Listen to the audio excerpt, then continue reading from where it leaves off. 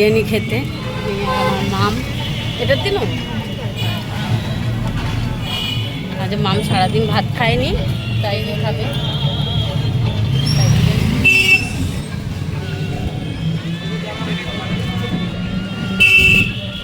মনটা দিয়ে নিয়ে হাঁটছি এই যে বাগান।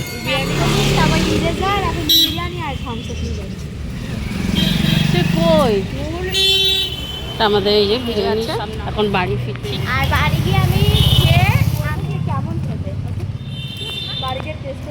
এটা কানের সামনে